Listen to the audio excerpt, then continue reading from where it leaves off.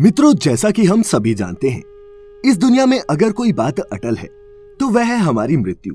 अर्थात इस धरा पर जिसने भी जन्म लिया है उसे एक ना एक दिन मरना ही है। लेकिन सबसे बड़ी हैरानी की बात यह है कि मनुष्य जैसा प्राणी इसे जानते हुए भी सबसे अधिक इसी सत्य से भागता है, और इसका कारण है मृत्यु के रहस्यों के बारे में जानकारी का ना होना, जिसका वर्णन हिंदू धर्म के 18 पुराणों में से एक गरुड़ पुराण में विस्तार से किया गया है। आज की इस वीडियो में हम आपको बताएंगे कि गरुड़ पुराण के अनुसार हिंदू धर्म में मृतक के शरीर को जलाया क्यों जाता है, और साथ ही ये भी बताएंगे कि किस कर्म के कारण मृत आत्मा को किस योनि में जन्म लेना पड़ता है। तो चलिए मृत्यु के रहस्यों से पर्दा उठाने का ये सफर अब शुरू करते हैं। नमस्कार और द डिवाइन टेल्स पर आप सभी का एक बार फिर से स्वागत है।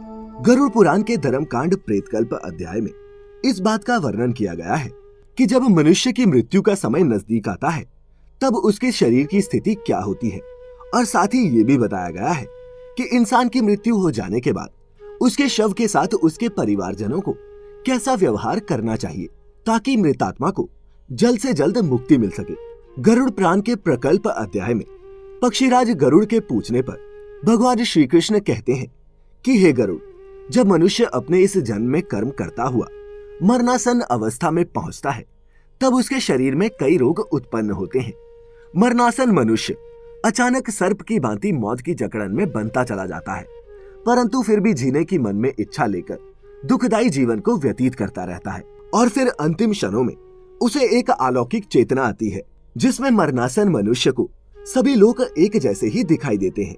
भगवान श्री कृष्ण गरुड़ से कहते हैं, जो मनुष्य जीवन भर झूठ नहीं बोलता, किसी के साथ छल नहीं करता, आस्तिक और श्रद्धावान रहता है, वो सुख पूर्वक मृत्यु को प्राप्त करता है।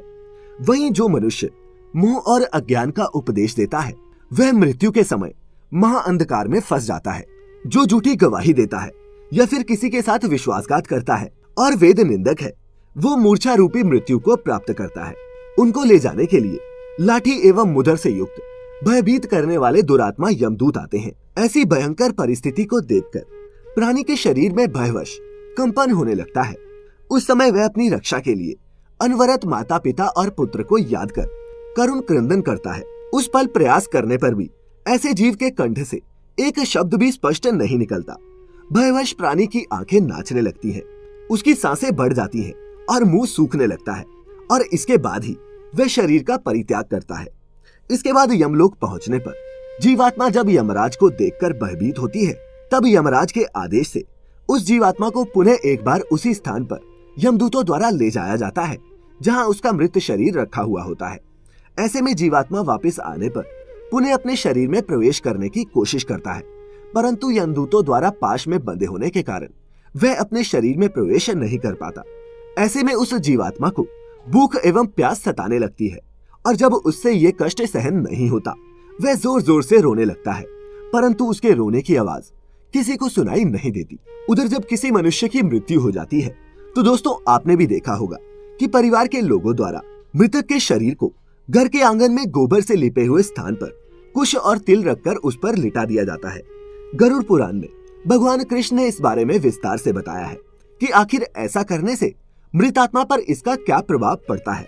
भगवान श्री कृष्ण कहते हैं कि जब भी किसी मनुष्य की मृत्यु हो जाए तो उसे घर के आंगन में गोबर से लीपकर उसके ऊपर तिल और कुश बिछाना चाहिए। तदनंतर ही उस स्थान पर मृत शरीर को लिटाना चाहिए, क्योंकि ऐसा करने से मृत प्राणी अपने समस्त पापों को जलाकर पाप मुक्त हो जाता है। शव के नीचे बिछाए गए कुश समूह मृत आत्मा को स्वर्ग ले जाते हैं। कृष्ण कहते हैं कि तिल मेरे पसीने से उत्पन्न हुआ है, अतः तिल बहुत ही पवित्र है। तिल का प्रयोग करने पर असुर, दानव और दैत्य भाग जाते हैं, और कुश मेरे शरीर के रोमों से उत्पन्न हुआ है। कुश के मूल भाग में ब्रह्मा, मध्य भाग में विष्णु और अग्र भाग में भगवान शिव निवास करते हैं।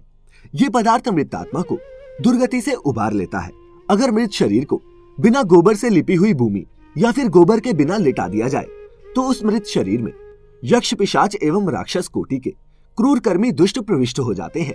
मृत शरीर को कुशासन पर लिटाने के बाद उसके मुख में पंचरत्न डालना आवश्यक है, क्योंकि स्वर्ण या फिर पंचरत्न सभी पापों को जलाकर आत्मा को मुक्ति की ओर ले जाता है। अगर ऐसा नहीं किया जाए तो प्रेत आत्माएं मृत शरीर में प्रवेश कर जाती हैं और फिर से वे कई सालों तक उसी योनि में भटकता रहता है। इसके बाद परिवारजनों को चाहिए कि वे मृत आत्मा के मुख में गंगा जल या फिर तुलसी का पत्ता डाल दें और फिर बिना कोई शोक के उस मृत शरीर के पास भगवान विष्णु का नाम ले, क्योंकि जब भी किसी की मृत्यु होती है तो यमराज अपने दूतों को ये आदेश देते हैं कि जाओ और उस आत्मा को मेरे पास ले आओ जो हरि का नाम नहीं ले रहे हो या फिर उनके नाम का श्रवण ना कर रहे हो। इस सब के बाद मृतक के परिवार वालों को चाहिए कि वे मृतक शरीर को बांस से बने शैया पर लिटाकर उसे शमशान ले जाएं, जहां उसका विधि पूर्वक दाह संस्कार किया जाए। इसके लिए शमशान के आधे रास्ते में मृत शरीर को नहलाकर उसे स्वच्छ वस्त्र पहना दे और फिर शमशान पहुंचकर जलाने वाली जगह को पहले गोबर से लीप ले और साथ ही ये भी ध्यान रखें कि वहां इससे पहले उस स्थान पर किसी को जलाया नहीं गया हो।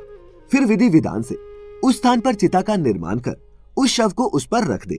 फिर पुत्र पौत्र या फिर किसी परिवार के सदस्य के हाथों से मृतक को मुखाग्नि दे। मित्रों, एक और बात भी ध्यान में रखने वाली है, जब शरीर आधा जल जाए तो खोपड़ी को किसी लकड़ी के डंडे से फोड़ दे, क्योंकि ऐसा करने से मृत आत्मा अपने पितरों यानी कि पूर्वजों के लोक में चली जाती है और जब मृतक का शरीर पूरी तरह से जल जाए तो सभी लोग अपने घर वापस लौट जाए। परंतु घर के अंदर प्रवेश करने से पहले सभी स्नान अवश्य कर ले। लेकिन दोस्तों, आगे बढ़ने से पहले आपको ये भी बता दूं कि दाह संस्कार क्यों आवश्यक है।